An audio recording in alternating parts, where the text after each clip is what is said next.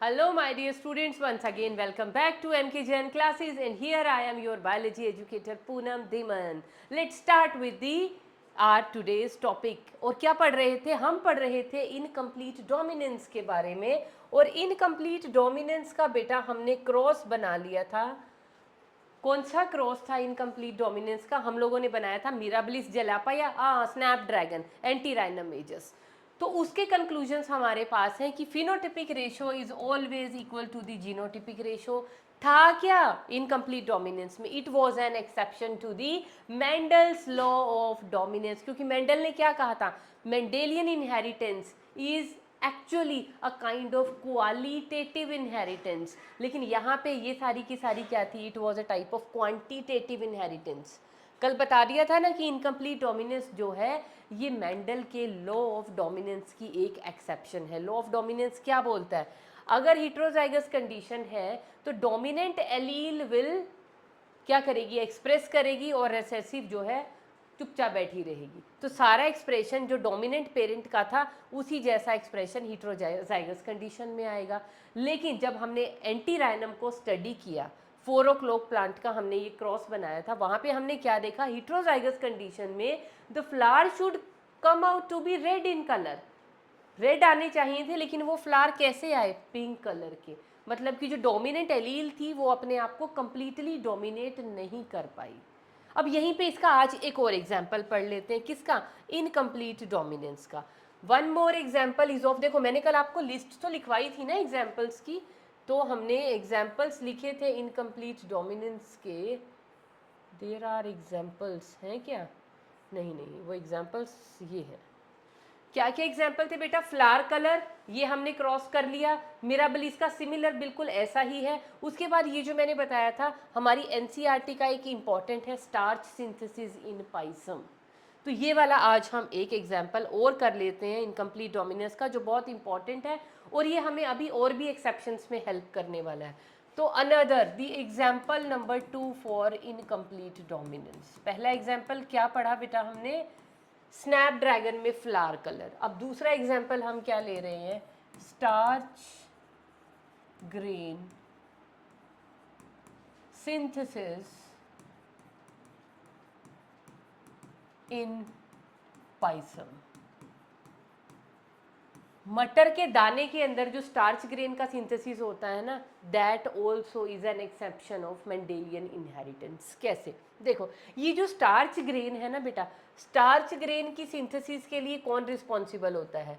एक जीन होता है, उस जीन को हम बोलते हैं, that gene is known as a B gene.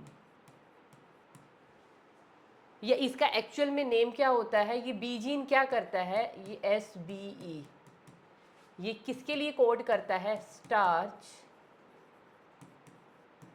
Branching enzyme, इसके लिए कोड करता है। तो ये बी जीन रिस्पॉन्सिबल है यहाँ पे। अब देखो, अब यहाँ पे हम क्रॉस की भाषा में समझेंगे इसको कि क्या ये मेंडल के लॉ ऑफ डोमिनेंस को वायलेट कर रहा है, मतलब फॉलो नहीं कर रहा है। चलो हम पढ़ते हैं। यहाँ पे पेरेंट्स हम क्या लेंगे बेटा? यहाँ पे है हमारे पास large starch grain. Pea seed के अंदर अगर हम पी सीड को खोलें ना, और उसके अंदर माइक्रोस्कोपिकली अगर हम स्टार्च की स्टडी करें, तो स्टार्च ग्रेन उसमें दो तरीके के मिलते हैं। या तो मिलेंगे लार्ज स्टार्च ग्रेन, या हमें मिलेंगे small starch grain. Large starch grain suppose हमने ये बना लिए, और स्मॉल स्टार्च ग्रेन हमने ये बना लिए। तो लार्ज स्टार्च ग्रेन है, कौन सा जीन रिस्पॉन्सिबल है स्टार्च सिंथेसिस के लिए? B gene. और ये क्या है? डोमिनेंट है। तो ये लो, हमारे पास पेरेंट्स क्या आ गए? डोमिनेंट। और ये वाला कैरेक्टर क्या है? रेसेसिव। ये स्टार्च स्मॉल स्टार्च ग्रेन क्या है? These are recessive character. और स्टार्च ग्रेन का लार्ज होना इज अ डोमिनेंट कैरेक्टर।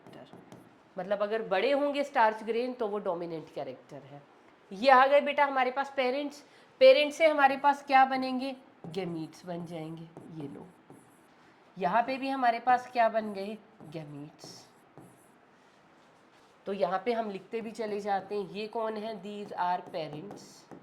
और ये क्या बन गए इनसे गैमीट। कैसे बनते हैं बेटा गैमीट? सब तक तो पिक्चर समझ में आ गई कैसे? Bye undergoing meiosis. मियोसिस से बन गए गैमीट्स। अब गैमीट्स में जब फ्यूजन होगी तो हमारे पास क्या आ जाएगी? F1 progeny. तो F1 क्या है? ये लो, है ना, कॉम्बिनेशन जितने मर्जी बना लो, बस मैंने यही बनाए हैं। तो मेरे पास ये आ गई बेटा F1 प्रोजेनी। कैसे होंगे ये वाले जो स्टार्च ग्रेन बनेंगे, अब ये कैसे होंगे स्टार्च ग्रेन? क्या ये लार्ज वाले होंगे या ये स्मॉल वाले होंगे? अगर तो स्टार्च ग्रेन सिंथेसिस का प्रोसेस, अगर तो ये मेंडलिज्म को फॉलो करता, अगर तो ये in accordance with the Mendelism है, मतलब मेंडल के लॉ ऑफ डोमिनेंस को फॉलो करता है, तो ये जो F1 जनरेशन आई है ना, ये सारे के सारे ग्रेन कैसे आने चाहिए? लार्ज। क्यों आने चाहिए? देखो हेटेरोजाइगस कंडीशन है। हेटेरोजाइगस कंडीशन में मेंडल जी ने क्या कहा था कि जो डोमिनेंट होगा सिर्फ वो एक्सप्रेस करेगा। डोमिनेंट कौन है? Capital B. ये जो रेसेसिव है ये अपना एक्सप्रेशन नहीं देगा, और कैपिटल बी की वजह से स्टार्च ग्रेन कैसा आ रहा है? Large in size. लेकिन इन एक्चुअल हुआ क्या? जब ये क्रॉस करवाया गया लार्ज स्टार्च ग्रेन और स्मॉल स्टार्च ग्रेन वाली जीनोटाइप लेके, तो हमारे पास आने चाहिए थे लार्ज। एक्सपेक्टेड क्या है? लार्ज क्या थे? एक्सपेक्टेड अकॉर्डिंग टू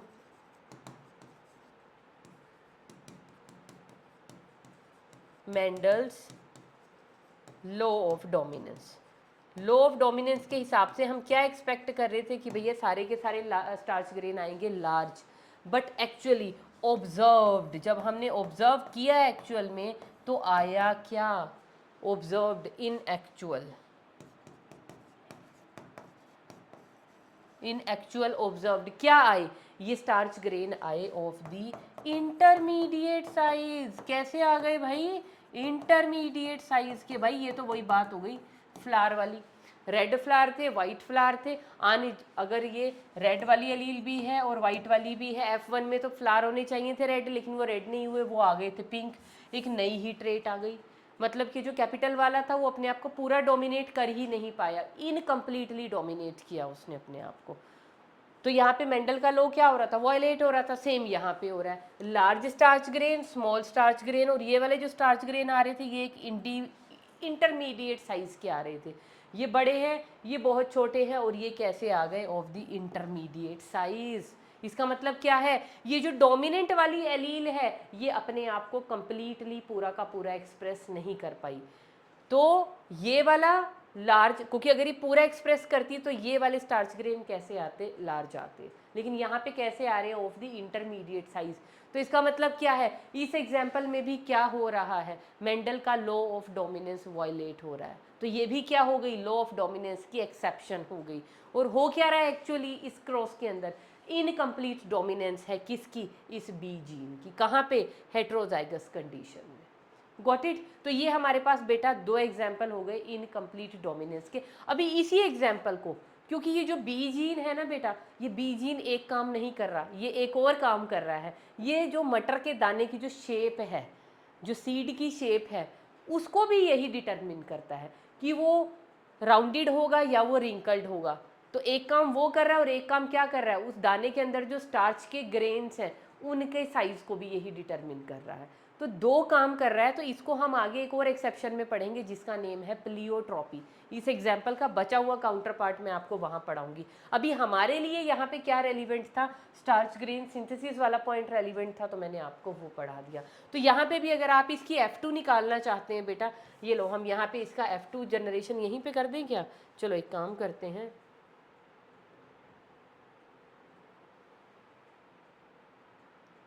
ये लो, इसकी हम बना लेते हैं F2 जनरेशन। तो अगर F2 प्रोजेनी बनाएंगे तो F2 प्रोजेनी हम कैसे बनाते हैं बताओ? पेनेट स्क्वायर से। पेनेट स्क्वायर में हम क्या डालेंगे? गैमीट्स। गैमीट्स कैसे डालेंगे? इधर गैमीट डालेंगे हम, मेल के क्या आएंगे? Capital B and small b. ये है ना हमारे पास, इनकी हम क्या कराएंगे? सेल्फिंग, नोट क्रॉसिंग, है ना। क्रॉस नहीं डालना चाहिए, अब हम इनकी करा रहे हैं सेल्फिंग। इधर हम लिखेंगे फीमेल के गैमीट, वो भी क्या आ जाएंगे? Capital B small b. B और बी फ्यूज़ करेंगे तो ये हमारे पास रिजल्ट्स आ जाएंगे। तो ये रिजल्ट क्या आए हैं, अगर मैं यहाँ पे फिनोटिपिक रेशो लिखूं, फिनोटिपिक रेशो, देखो अभी तक आपने जितने भी काम किए हैं, जितनी भी जेनेटिक्स पढ़ी, आपने एक चीज़ देखी, आप क्या पढ़ रहे हो, अभी तक आप सिर्फ और सिर्फ मोनोहाइब्रिड क्रॉस पढ़ रहे हो। तो मोनोहाइब्रिड क्रॉस अगर एक बार आपको वहाँ समझ में आ गया तो ये सारे एग्जाम्पल में वही तो चल रहा है, मोनोहाइब्रिड क्रॉस। तो फिनोटिपिक रेशो क्या आ रही है बेटा, ये क्या है लार्ज स्टार्च ग्रेन, ये क्या है इंटरमीडिएट साइज का, और ये क्या है स्मॉल स्टार्च ग्रेन। तो फिनोटिपिक रेशो आएगी लार्ज, इंटरमीडिएट, इंटरमीडिएट, और एक आएगा स्मॉल। लार्ज कितना आया है, कैपिटल बी, कैपिटल बी एक आया है, इंटरमीडिएट कितने आए हैं, 2 आए हैं, और स्मॉल कितना आया है, 1। तो 1:2:1। और जीनोटिपिक रेशो भी आपको पता है इनकम्प्लीट डोमिनेंस में क्या आती है, सेम आएगी। जीनोटिपिक रेशो भी क्या हो जाएगी, 1:2:1। तो phenotypic is equal to genotypic. तो ये चीज़ आप याद रखेंगे क्या, कि phenotypic ratio is equal to genotypic ratio कहाँ पे होती है। वैसे टेस्ट क्रॉस में भी होती है, ये 1:1 रेशो आई थी वहाँ पे। तो इसके साथ बेटा हमारा इनकम्प्लीट डोमिनेंस, जो एक एक्सेप्शन थी to the law of dominance of Mendel, तो एक एक्सेप्शन हमने यहाँ पे खत्म कर ली। लेकिन यहाँ से अभी क्वेश्चन आपके माइंड में राइज नहीं हुआ, अभी तक इतनी जेनेटिक्स पढ़ ली आपने, हम जब पेरेंट्स लेते हैं हम कहते हैं ये ट्रेट डोमिनेंट है, एक ट्रेट को हम डोमिनेट लेते हैं, एक को रिसेसिव लेते हैं। जैसे कल हमने 4 o'clock प्लांट का बनाया था क्रॉस, उसमें भी मैंने रेड कलर को मैंने कहा था ये डोमिनेंट है, और ये वाला वाइट फ्लावर कलर जो है it is a recessive trait. ये क्या चीज़ है जो डिसाइड करती है कि ये डोमिनेंट है, ये रिसेसिव है, कौन है, क्या है, मतलब what is the concept of dominance. तो वो कॉन्सेप्ट ऑफ डोमिनेंस बेटा हमारी एनसीईआरटी की बुक्स के अंदर दिया हुआ है, तो इसको हम भी स्किप नहीं कर सकते। It is an important concept, तो हमें भी ये समझना पड़ेगा। तो कॉन्सेप्ट ऑफ डोमिनेंस का मतलब क्या है, कोज ऑफ डोमिनेंस और रिसेसिवनेस। तो डोमिनेंस और रिसेसिवनेस ये कैसे डिसाइड हुई नेचर में, रिसेसिवनेस। कोई भी चीज़, कोई भी एलील जब आई तो कैसे पता है ये डोमिनेंट है, ये एलील है, या ये वाली रिसेसिव है, ये कौन डिसाइड करता है डोमिनेंट और रिसेसिव। मतलब क्वेश्चन आपको समझ में आ गया, क्योंकि जब आप उस टेक्स्ट को पढ़ेंगे एनसीईआरटी के, तो आपकी बुद्धि में अभी वहाँ कुछ नहीं घुसने वाला उसको पढ़ के। तो वो जो एक इतना सा पैराग्राफ इनकम्प्लीट डोमिनेंस के नीचे दिया हुआ है ना कॉन्सेप्ट ऑफ डोमिनेंस का, वो आपको क्या बताना चाह रहे हैं कि what is the reason behind, कि कौन सी ट्रेट डोमिनेंट होगी, कौन सी रिसेसिव, कौन डिसाइड करता है, ये कैसे डिसाइड हुआ मैं बताती हूँ। देखिए जैसे हमने एंटीराइनम मेजस का फ्लावर लिया, मैंने कहा रेड कलर के फ्लावर वाली ट्रेट जो है that is a dominant trait. तो जब कभी एवोल्यूशन के टाइम, जब कभी पहली बार एंटीराइनम मेजस का फ्लावर बना था, तो बेटा वो कैसा था, ओनली रेड कलर का था। मतलब जो एक्चुअल जो फ्लावर था दैट वाज ओनली, जब पहली बार ही ओरिजिनेट हुआ, क्योंकि कोई भी चीज़ हम भी तो एवोल्यूशन से बने हैं ना, जब पहला ह्यूमन बीइंग बना होगा, ऐसे ही जब पहला एंटीराइनम मेजस का फ्लावर लगा होगा, पहला एंटीराइनम मेजस, मतलब एक मैं एग्जाम्पल ले रही हूँ, ये सब ट्रेट्स के लिए कॉमन है। मतलब जो पहले, सबसे पहले जो ट्रेट आई, कोई भी कैरेक्टर आया, वो कैरेक्टर क्या था, प्योर था, है ना। तो एक्चुअल ट्रेट, अभी कोई एवोल्यूशन नहीं आई, for the very first time बस वो बना है अभी।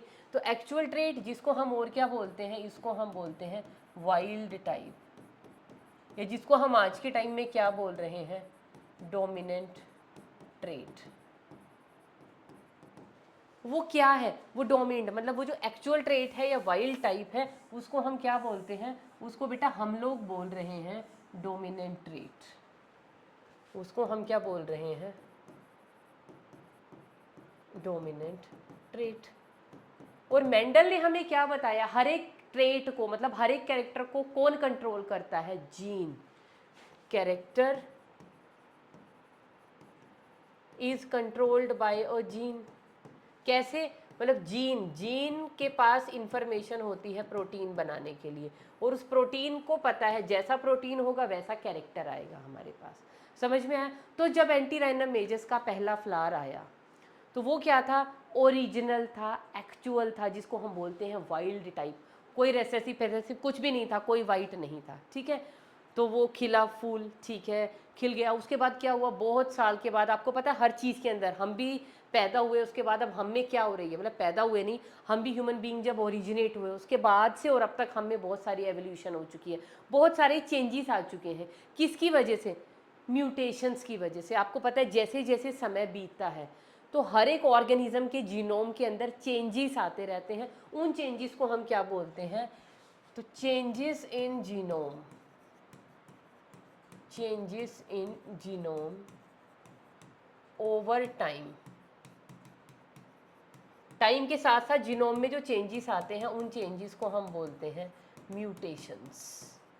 और वो म्यूटेशंस अच्छी भी हो सकती है, मतलब पॉजिटिव भी हो सकती हैं, नेगेटिव भी हो सकती हैं।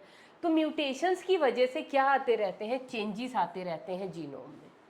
तो जब ये पहली बार आई कोई भी ट्रेट, तो वो क्या थी? ओरिजिनल थी, एक्चुअल थी। और एक्चुअल या ओरिजिनल को हम बोलते हैं वाइल्ड टाइप। जैसे आप मंडी मंडी जाते हैं सब्जी लेके, सब्जी लेने बोलते नहीं, देसी टमाटर ले लो, ये हाइब्रिड है। जो मोटे छिलके वाला फ्लेवर सेवर, वो क्या है? हाइब्रिड है। जो एक्चुअल हमारे हमारे जो सबसे पहला जो ट्रेट टमाटर जो सबसे पहले ओरिजिनेट हुआ होगा, तो वो देसी होती है अपनी, वो वाली ट्रेट। एक होता है ना देसी बैंगन ले लो, ये हाइब्रिड वाला बैंगन।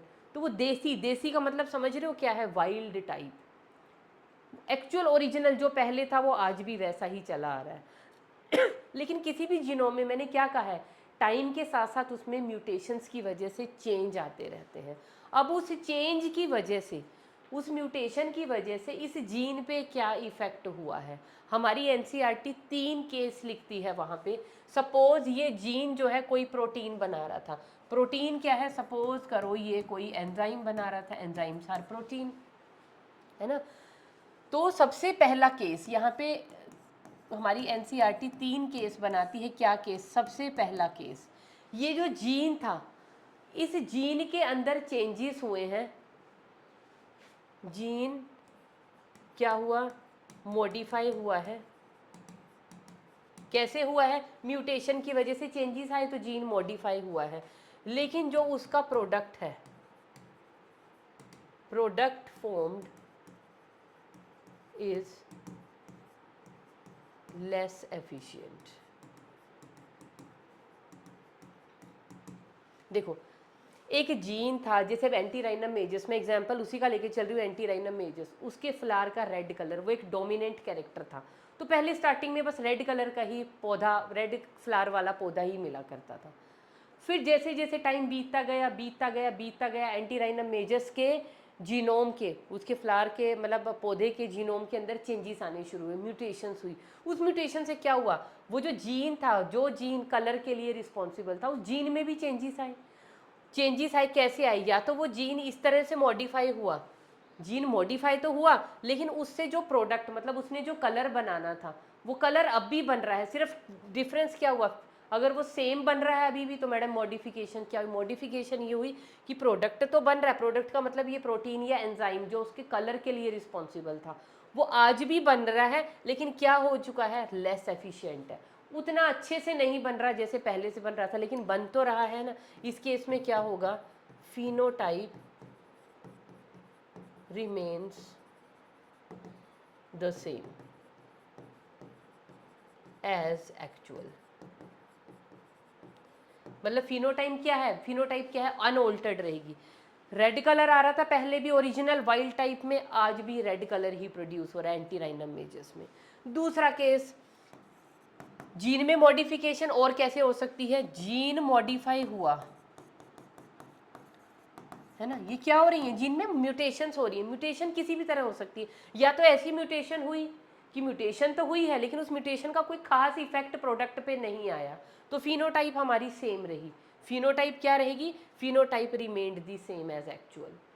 मतलब कि हम म्यूटेशन हो गई है लेकिन उस म्यूटेशन का जीन के ऊपर कोई खास इफेक्ट नहीं आया। तो ऐसी ऐसी इस तरह के जीन, इस तरह की ट्रेट को हम क्या कहेंगे? इसको हम क्या बोलेंगे? Dominant allele. और इस डोमिनेंट एलील से क्या प्रोड्यूस होगी? Dominant trait. तो ये जो जीन थे, इसकी जो एलील है वो क्या थी? मॉडिफाई। अब क्या हुआ? क्या पता म्यूटेशन इस ढंग से हुई है कि जीन मॉडिफाई हुआ है, अब वो क्या कर रहा है? ये जो प्रोडक्ट है, डू नॉट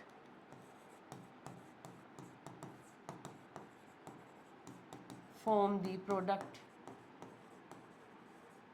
या एक और केस हो सकता है कि जीन मॉडिफाई तो हुआ है म्यूटेशन की वजह से, म्यूटेशन हुआ है, जीन म्यूटेट, मॉडिफाई नहीं लिखना, म्यूटेट लिख लीजिए, जीन म्यूटेट हुआ है, लेकिन वो इसमें तो लिखा है ना प्रोडक्ट ही नहीं बना रहा है, काम ही खत्म हो गया, या प्रोडक्ट बना रहा है फॉल्टी,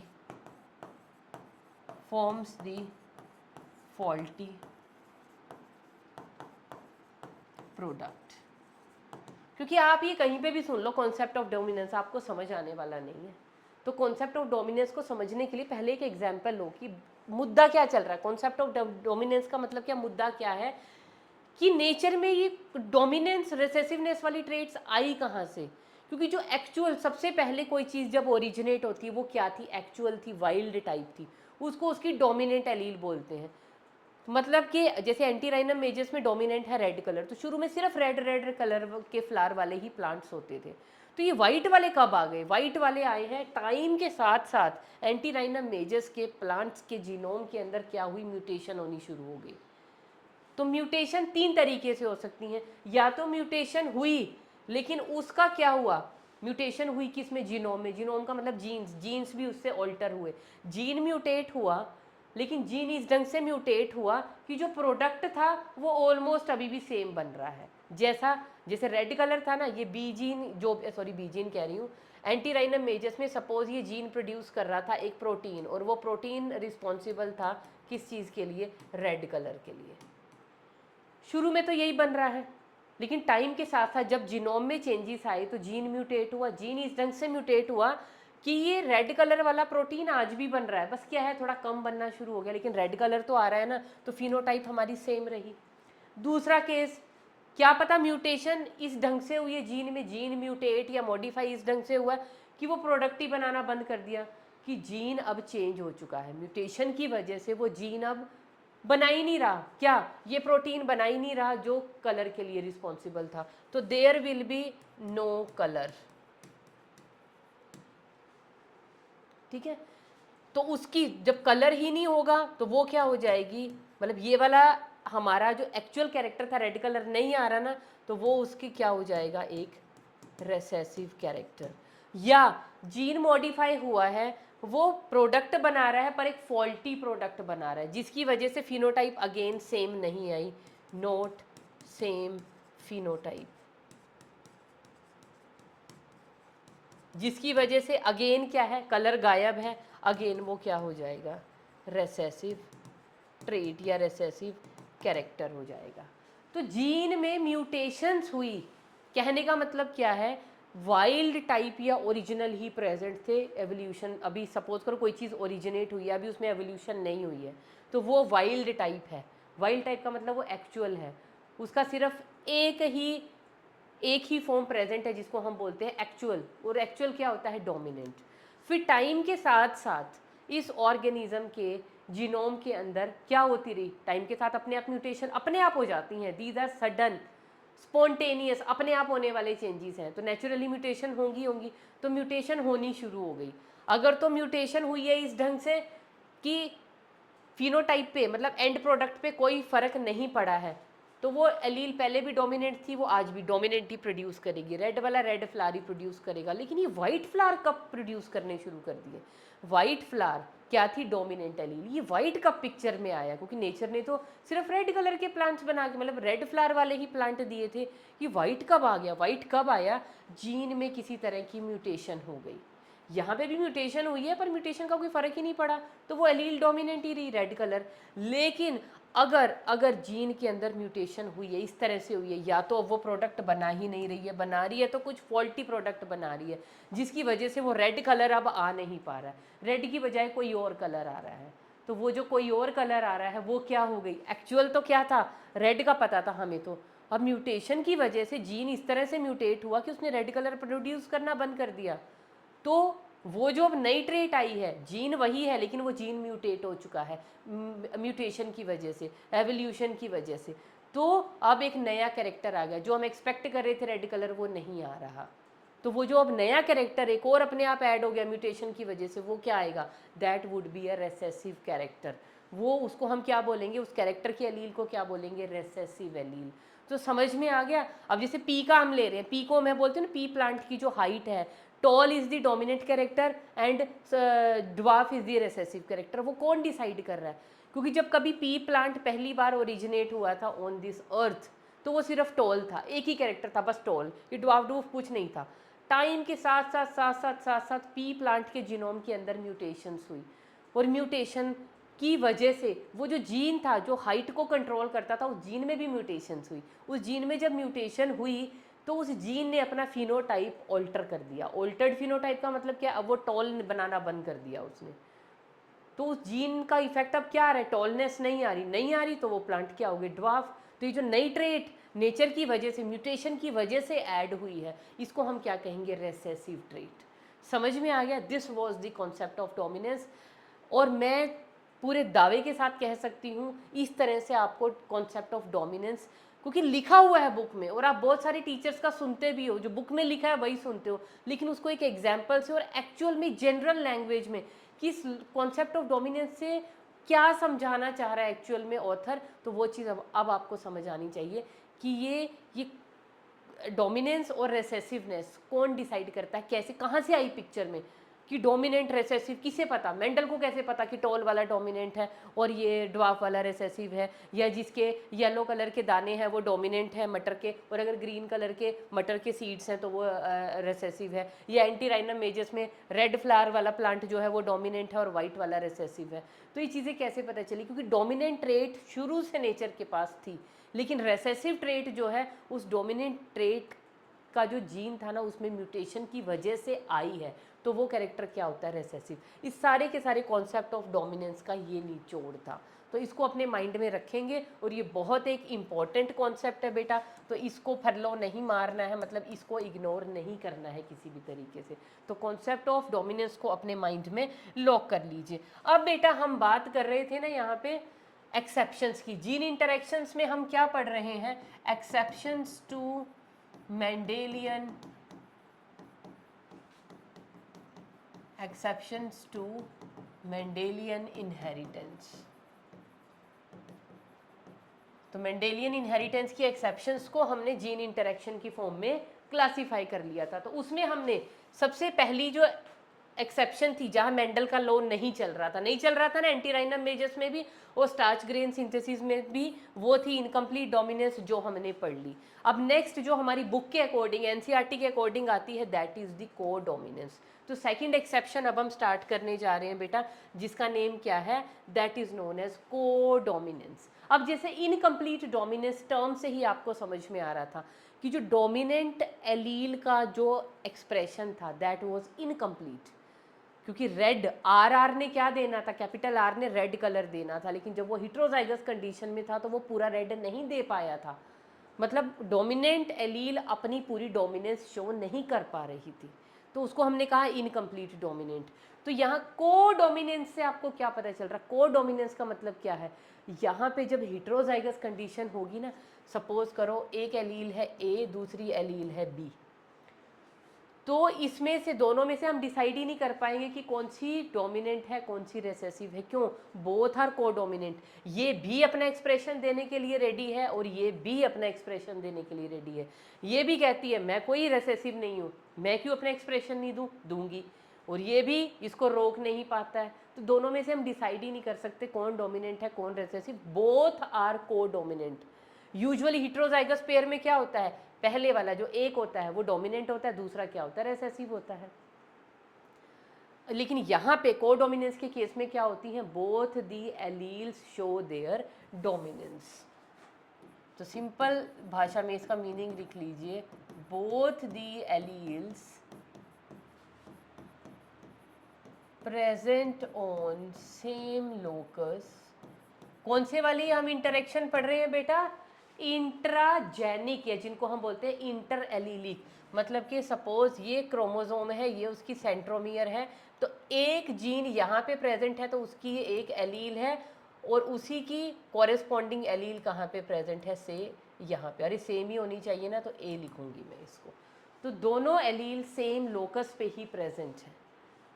लोकस तो यही हो गया ना, दिस इज लोकस। ये एक जीन की दो फॉर्म हो गई, तो इन दो एलील्स के अंदर इंटरेक्शन हो रहा है। Got it? तो इसको हम क्या बोलते हैं, इंटर एलीलिक या इंट्राजेनिक। तो both the alleles present on the same locus show their dominance. Dominance का मतलब दोनों ही दोनों एलील्स अपना क्या देंगी, एक्सप्रेशन देंगी। कैसे मैडम, नहीं समझ में आ रहा, नहीं समझ में आ रहा, चलो एग्जाम्पल से समझते हैं। और एग्जाम्पल क्या है बेटा, इसका सबसे क्लासिक एग्जाम्पल कोडोमिनेंस का क्या है, example is A B blood group. A B blood group. अब ए बी ब्लड ग्रुप को की डोमिनेंस जानने के लिए थोड़ा सा ब्लड ग्रुपिंग के बारे में हमें पता होना चाहिए। चलो इस स्लाइड को खराब नहीं करते हैं, हम वैसे एक नई स्लाइड ले लेते हैं बेटा। Human blood groups,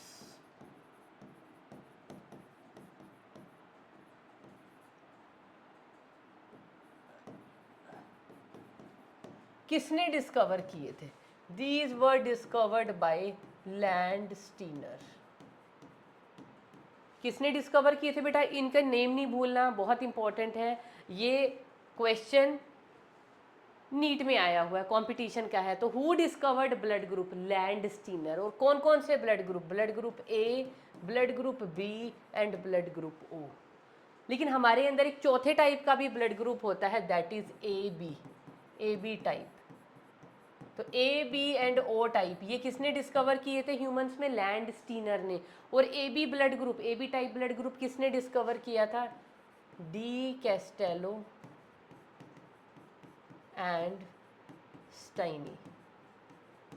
D Castello and Sturli, इन्होंने डिस्कवर किया था A B type of blood group. तो ह्यूमंस के अंदर कितने टाइप के ब्लड ग्रुप हैं, टाइप्स ऑफ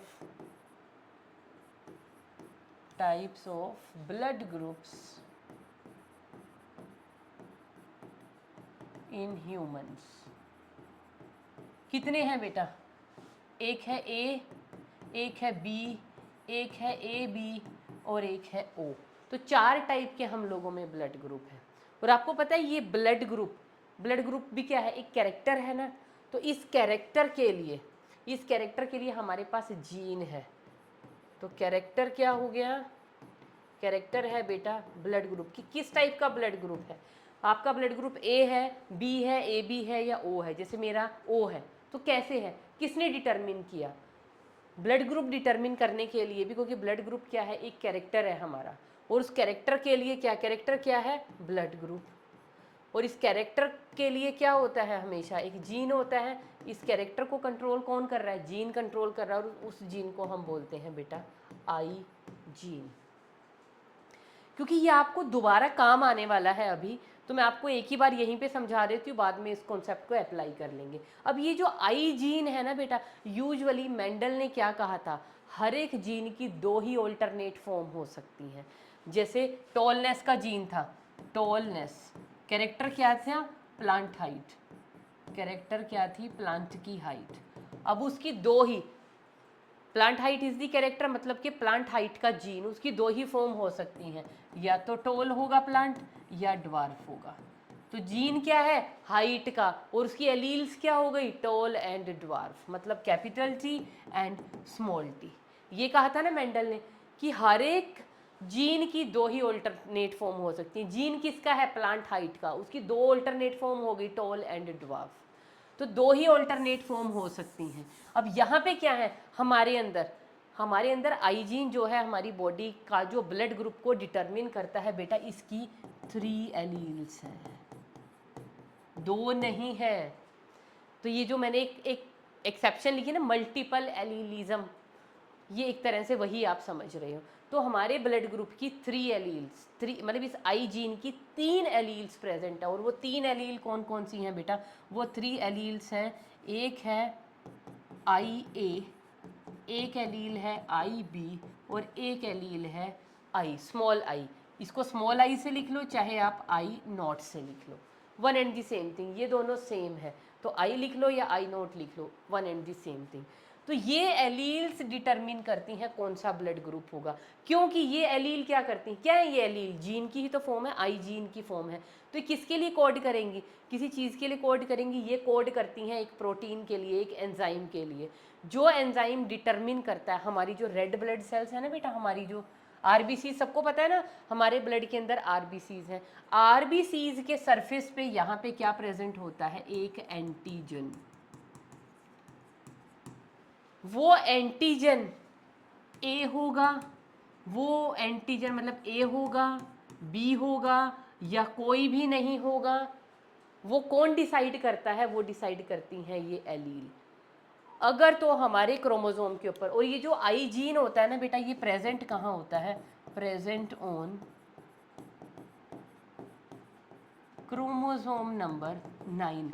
हमारा जो 9th पेयर ऑफ क्रोमोसोम है ना, वहाँ पे। अब 9th पेयर ऑफ क्रोमोसोम, ये लो सपोज मैंने 9th पेयर ऑफ क्रोमोसोम बना लिया, तो अब मेरे पास सपोज करो ब्लड ग्रुप का जीन है यहाँ पे, तो मेरे पास ब्लड ग्रुप है I0, मतलब पेयर में है ना क्रोमोसोम। और मैंने क्या कहा था, कोई भी जीन, दोनों क्रोमोसोम के ऊपर उस जीन की क्या है, ऑल्टरनेटिव फॉर्म प्रेजेंट होंगी। सपोज करो मेरे जीनोम के अंदर जो 9th क्रोमोसोम के ऊपर ये जो जीन प्रेजेंट है ना मेरा ब्लड ग्रुप का, तो उस जीन की कौन सी एलील प्रेजेंट है मेरे क्रोमोसोम के ऊपर, I0 का मतलब स्मॉल आई सपोज प्रेजेंट है।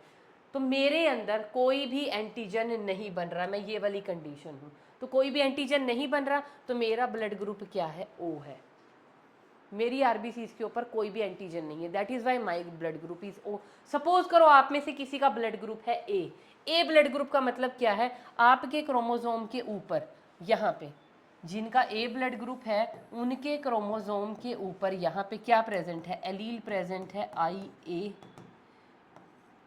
और इधर भी है IA, मतलब एक IA ज़रूरी है। यहाँ पे IA भी हो सकती है या I0 भी हो सकती है, कोई बात नहीं, एक डोमिनेंट तो है ना। यहाँ पे भी अगर IA है तब भी बड़ी बल्ले बल्ले है, अगर नहीं भी है उसकी जगह I0 है तब भी यही वाला डोमिनेंट एलील है, तो ये अपने आप को एक्सप्रेस करेगा। तो IA का मतलब क्या है, ये A एंटीजन बनाएगा, A एंटीजन हमारी आरबीसीज के सरफेस पे मिलेगा। जब हम अपना ब्लड ग्रुप टेस्ट कराने जाते हैं तो वो एंटीजन पहचान लिया जाता है, भाई इसके आरबीसी के ऊपर A एंटीजन है तो ये A ब्लड ग्रुप वाले हैं। जिनकी सेल के ऊपर B एंटीजन मिलेगा वो ब्लड ग्रुप B वाले होंगे। वो B एंटीजन कौन बनाएगा, IB। उनके पास कौन सी एलील प्रेजेंट होंगी, IB, या एक IB तो होगी, दूसरी IO भी हो सकती है। तो हमारा ब्लड ग्रुप कौन डिसाइड करता है, ये 3 एलील डिसाइड करती हैं। समझ में आया कैसे, जैसे अगर ए ब्लड ग्रुप है, ए ब्लड ग्रुप कब होगा, या तो ये कंडीशन हो या ये कंडीशन हो, मतलब एक IA होना ज़रूरी है, IA की वजह से A एंटीजन बनेगा, A एंटीजन को बनाने वाला एंजाइम ये एलील बनाती है। या B ब्लड ग्रुप कब बनेगा, अगर कंडीशन है IB, या ऐसी कंडीशन हो IB एंड IO, यहाँ पे भी B ब्लड ग्रुप होगा, यहाँ पे भी, क्योंकि B एंटीजन के लिए कोड करेंगे। तीसरी कंडीशन है O में क्या है, ना A वाली एलील है ना B वाली एलील है, मतलब IO, एक ही कंडीशन, कोई भी एलील नहीं है, ना A वाली प्रेजेंट है ना B वाली, तब क्या होगा, कोई भी एंटीजन नहीं बनेगा, आरबीसी पे कोई एंटीजन नहीं होगा, वो ब्लड ग्रुप होगा O। और एक fourth condition, fourth blood group है, दैट इज IB। अब IB में क्या है, अब यहाँ पे तो IA डोमिनेंट थी, दोनों प्रेजेंट हैं, दोनों डोमिनेंट प्रेजेंट है, या एक डोमिनेंट प्रेजेंट है, और IO हमेशा क्या होती है, रेसेसिव एलील है, तो ये तो एक्सप्रेशन देगी नहीं, क्योंकि किसी एंटीजन के लिए कोड ही नहीं करती है। तब भी यहाँ क्या होगा, A ही एंटीजन बन रहा है, तब भी A ब्लड ग्रुप होगा। लेकिन AB में अब क्या हो गया, AB ब्लड ग्रुप कब होगा, जब ये दो एलील इकट्ठी आ जाएंगी क्रोमोसोम के ऊपर। मतलब ये हमारा 9th पेयर ऑफ क्रोमोसोम है, 9th पेयर ऑफ क्रोमोसोम के ऊपर ये क्या है, 9th पेयर ऑफ क्रोमोसोम। इस 9th पेयर ऑफ क्रोमोसोम के ऊपर ना बेटा यहाँ पे एलील एक आ गई IA, और उसी आई जीन की दूसरी एलील यहाँ पे आ गई IB। तो IA वाली A एंटीजन बना देगी, IB वाली B एंटीजन बना देगी, दोनों के दोनों एंटीजन आरबीसी के ऊपर प्रेजेंट होंगे। तो ऐसी आरबीसी की वजह से कौन सा ब्लड ग्रुप होता है, AB। तो यहाँ पे मैम ऐसा नहीं है कि इनमें से कोई डोमिनेंट हो या एक रेसेसिव हो, कि या तो आई ए डोमिनेंट हो वो आई बी को दिखने ही ना दे एक्सप्रेशन को, या आई बी डोमिनेंट हो वो आई ए के एक्सप्रेशन को दिखने ना दे। नहीं, ये जो दोनों की दोनों एलील है ना बेटा, बोथ आर को डोमिनेंट। ये भी अपना एक्सप्रेशन देगी जब ये इकट्ठे हैं, और ये भी अपना एक्सप्रेशन देगी। दोनों में से हम किसी को नहीं रोक सकते। तो बोथ दी एलील आर को डोमिनेंट, दोनों अपना अपना एंटीजन बनाएंगी। इसीलिए ये जो मैंने एग्जाम्पल लिखा है ना, only A B blood group, I A blood group नहीं क्योंकि वहाँ तो आई ए डोमिनेट कर रहा है, बी ब्लड ग्रुप भी नहीं क्योंकि वहाँ पे आई बी एलील डोमिनेट कर रही है, ओ नहीं, ओ के पास तो ना आई ए है ना आई बी है। लेकिन ये जो ए बी ब्लड ग्रुप है ना, ए बी ब्लड ग्रुप का मतलब क्या है, I A and I B both alleles are codominant. कोई भी पीछे नहीं हटी, आई ए ने भी अपना एंटीजन बनाया और आई बी ने भी अपना एंटीजन बनाया, दोनों के एंटीजन बने, दोनों के दोनों प्रेजेंट है आरबीसीज के ऊपर। तो तब क्या होता है हमारे पास ए बी ब्लड ग्रुप, इसको हम बोलते हैं क्या, ए बी ब्लड ग्रुप। अच्छा, यहीं पे अब एक एग्जाम्पल, ये तो है हमारे पास फर्स्ट एग्जाम्पल। दूसरा एग्जाम्पल बेटा यहाँ पे एक और होता है को डोमिनेंस का, वो एग्जाम्पल होता है M N blood grouping, M N blood grouping. लेकिन ये आपके कोर्स में नहीं है तो इसको मैं एक्सप्लेन नहीं करूँगी, इसको सिर्फ मैं लिख रही हूँ। तीसरा एग्जाम्पल बेटा हमारे पास आ जाता है कोट कलर इन कैटल्स। एक और बड़ा क्लासिक सा एग्जाम्पल है यहाँ पे, कोट कलर इन कैटल्स। तो इस एग्जाम्पल को पढ़ लेते हैं एक बार हम डिटेल में, और एक और एग्जाम्पल मैं यहाँ पे लिख देती हूँ, that is sickle cell anaemia. ये भी, इसमें भी कोडोमिनेंस दिखाएंगे। तो पहले तो कोट कलर इन कैटल्स पढ़ लेते हैं, ठीक है। तो अगर मैं कोट कलर की बात करूँ, कोडोमिनेंस का एग्जाम्पल है, कौन सा एग्जाम्पल कर रहे हैं हम, example 2, that is coat colour in cattles. देखो कैटल के अंदर ना दो कलर होते हैं, या तो रेड कलर की कैटल्स होंगी, रेड स्किन कलर होगा उनका, या वाइट स्किन कलर होगा। अगर रेड कलर है, रेड कलर के लिए बेटा हम लिखेंगे कैपिटल आर, और वाइट कलर के लिए हम लिखेंगे कैपिटल डब्ल्यू। अब मैं इसको स्मॉल आर से भी लिख सकती थी, लेकिन मैंने क्या कहा, हम क्या पढ़ रहे हैं, कोडोमिनेंस। जब कोई रिसेसिव है ही नहीं, मैं उसको स्मॉल लेटर से क्यों लिखूं। तो मैं ये अपना एक्सप्रेशन देगा, मैंने इसको कैपिटल डब्ल्यू से लिख दिया। समझ गए ना क्यों नहीं लिखा। आप इसको स्मॉल आर नहीं लिख सकते क्योंकि ये भी डोमिनेंस दिखाएगी अपनी। कैसे दिखाएगी, देखो यहाँ पे गैमीट बन गए, क्या गैमीट बनेंगे बेटा, आर आर, यहाँ पे भी गैमीट बन गई क्या, डब्ल्यू एंड डब्ल्यू। तो जब इनमें होगी फर्टिलाइजेशन, और जब मेरे पास आई F1, ये तो क्या थे मेरे पास पेरेंट्स, ये क्या बन गए हमारे पास गैमीट्स, और गैमीट्स की फ्यूजन से हमारे पास क्या बन गई F1। अभी F1 प्रोजेनी क्या आएगी, RW एंड RW। अब हम क्या एक्सपेक्ट करते हैं, हम ये एक्सपेक्ट करते हैं अगर ये डोमिनेंट होता रेड कलर तो ये F1 में सारे रेड होते, या वाइट डोमिनेंट होता तो ये सारे वाइट होते। लेकिन एक्चुअल में हुआ क्या, जब हमने रेड कलर की कैटल को वाइट कलर की कैटल के साथ उनकी क्रॉसिंग कराई, तो उनकी जो ऑफस्प्रिंग पैदा हुई वो कैसे कलर की हुई, वो हुई रॉन कलर। रॉन कलर समझते हो, रेड कलर की है, उसके बीच में वाइट धब्बे है ना, या आप कह सकते हो white with red spots, white with red spot या रेड विद वाइट स्पॉट्स। मतलब रेड कलर भी आ गया, वाइट कलर भी आ गया। उल्टी कंडीशन है तब भी आ जाएगा। देखो रेड अगर स्किन है उसके ऊपर बड़े बड़े वाइट स्पॉट, या वाइट कलर की स्किन है उसके ऊपर बड़े बड़े रेड स्पॉट्स। समझ आ गई ना दोनों कंडीशंस। तो रेड कलर भी शो कर रहा है, वाइट, बीच का कलर नहीं आया, और ना ऐसा आया कि मतलब बीच की सिचुएशन आ गई। ऐसा नहीं है कि या तो सारे के सारे F1 रेड हैं या पूरे के पूरे वाइट हैं, ऐसा कुछ भी नहीं आया। रेड भी आया और वाइट भी आया। इसका मतलब क्या था, रेड और वाइट कलर के जो एलील्स थी बोथ वर को डोमिनेंट। कोडोमिनेंस की वजह से यहाँ पे कलर क्या आया, रोन। अब इसका भी अगर आप चाहो तो F2 प्रोजेनी निकाल लो। अगर F2 प्रोजेनी यहाँ पे निकालोगे, आप अपने आप निकालोगे पुनेट स्क्वायर से, और रिजल्ट क्या आने वाले हैं, phenotypic ratio will come out to be equal to genotypic ratio. Ratios वही आने वाली हैं। चलो रेशोज आप निकालना अपने आप, है ना। सारा काम अगर मैं ही करके दे दूंगी तो आप लोग क्या करेंगे यहाँ पे। तो यहाँ पे क्या आएगी, कोडोमिनेंस शो कर रही है यहाँ पे। कोडोमिनेंस का मतलब समझ गए ना। ऐसा नहीं है कि एक ने एक्सप्रेशन कम दिया कि थोड़ा सा कलर फेड हो गया, पिंक हो गया। नहीं नहीं, पिंक नहीं हुआ है यहाँ पे रेड कलर भी आया है, वाइट कलर भी आया है। दोनों एलील्स ने अपनी प्रेजेंस दिखाई है, दोनों ने अपना एक्सप्रेशन दिया है। तो ये भी किसका एग्जाम्पल हो जाएगा, कोडोमिनेंस का एग्जाम्पल हो जाएगा। उसके बाद बेटा हमारे पास ये हमने कर लिया, ए बी ब्लड ग्रुपिंग समझा दी। क्यों ए बी ब्लड ग्रुप में, क्यों ये कोडोमिनेंस का एग्जाम्पल है, इनकी एलील दोनों की दोनों अपना एक्सप्रेशन देती हैं, तभी ए बी ब्लड ग्रुप बनता है। एम एन हमारे कोर्स में नहीं है, पर इसका नेम आया हुआ है तो मैंने लिख दिया। कोट कलर मैंने समझा दिया। अब आ जाइए sickle cell anaemia. Sickle cell anaemia हम सबको पता है क्या कंडीशन है, जब हमारी आरबीसीज क्या हो जाती हैं, सिकल शेप्ड। तो सपोज करो ये है हमारा हीमोग्लोबिन, और हमारी आरबीसीज अगर सिकल शेप हो गई हैं, अगर में सिकल सेल अनीमिया है, तो हम अपने आप को कैसे लिखते हैं, HbS HbS। ये क्या है, वो पर्सन अगर कोई भी सफ़र कर रहा है, suffering from sickle cell anaemia, अगर कोई भी पर्सन सिकल सेल अनीमिया से सफ़र्ड है, तो उसके पास क्या होंगी, ये वाली एलील होंगी। उसके हीमोग्लोबिन के ऊपर क्या होगा, सिकल सेल, SS लिख दीजिए आप। लेकिन अगर कोई पर्सन नॉर्मल है, अगर कोई पर्सन नॉर्मल है, तो उसको हम किससे दिखाते हैं, HbN। मतलब उसके ऊपर कुछ लिखने की ज़रूरत नहीं है, ये है नॉर्मल पर्सन, कि उसको सिकल सेल नहीं हुआ है। वैसे ये जो सिकल सेल अनीमिया वाले हैं ना, ये ज़्यादा लंबी लाइफ जीते नहीं है, जल्दी ही जो है, मतलब सिकल सेल अनीमिया, भाई अनीमिया में आपको पता है क्या हो जाता है। अनीमिया का मतलब समझ रहे हो ना, नहीं भी समझ रहे हैं तो अभी डिटेल में ये डिजीज़ हमारे कोर्स में है, इसको हम पढ़ेंगे।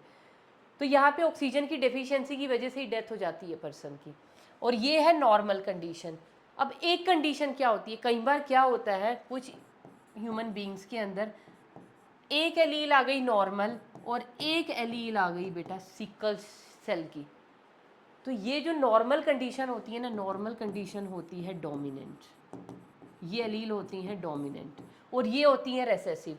तो ये है फर्स्ट कंडीशन, ये है सेकंड कंडीशन, ये है थर्ड कंडीशन। अगर ऐसी कंडीशन है तो इसको अब आप नॉर्मल कहोगे या इसको बीमार कहोगे, मतलब सिकल सेल अनीमिक बोलोगे, क्या बोलना चाहिए। मैंने आपको पहले ही बता दिया कि ये डोमिनेंट है, नॉर्मल कंडीशन डोमिनेंट। अगर HbN प्रेजेंट है और यहाँ पे सिकल सेल भी है और नॉर्मल एलील भी है, तो नॉर्मल वाली डोमिनेट करेगी, वो सिकल सेल अनीमिया नहीं होने देगी। मतलब पर्सन के पास सिकल सेल की ट्रेट है लेकिन उसमें सिकल सेल अनीमिया की बीमारी नहीं है, वो पर्सन क्या होगा, नॉर्मल होगा, but carries the trait. Normal है लेकिन उसके पास क्या है, ट्रेट तो प्रेजेंट है ना, पर उसको उस ट्रेट का कोई इफेक्ट नहीं आ रहा, आने ही नहीं देगा। नॉर्मल वाला जीन है उसके पास, नॉर्मल एलील है। तो ऐसे पर्सन्स को हम क्या बोलते हैं, ऐसे पर्सन को हम बोलते हैं कैरियर। तो कैरियर में क्या है, कैरियर किसका एग्जाम्पल हो सकता है, क्या सिकल सेल अनीमिया में ये किस चीज़ का एग्जाम्पल हो जाएगा, कोडोमिनेंस का एग्जाम्पल हो जाएगा, कि जो नॉर्मल भी है और जो सिकल सेल्ड भी है वो क्या हो जाएंगे, कैरियर्स। कैरियर पर्सन आ जाएगा एग्जाम्पल किसका, कोडोमिनेंस के अंदर। और बाकी फर्दर इसको हम और एक्सप्लेन करेंगे, तब आपको और समझ में आ जाएगा कि कैसे एग्जाम्पल बना है ये कोडोमिनेंस का। तो बेटा एक्सेप्शंस हम लोगों ने पढ़ ली, हम जीन इंटरेक्शन, हम मेंडल के एक्सेप्शंस पढ़ रहे हैं, जिसमें हमने इनकम्प्लीट डोमिनेंस पढ़ लिया, हमने कोडोमिनेंस पढ़ लिया। अब हमारे पास दो और मैकेनिज्म्स बचे हैं, दो और फिनोमिना बचे हैं, that is pleiotropy and multiple allelism. इन दोनों को हम लोग will take up in the next lecture. That's all for today.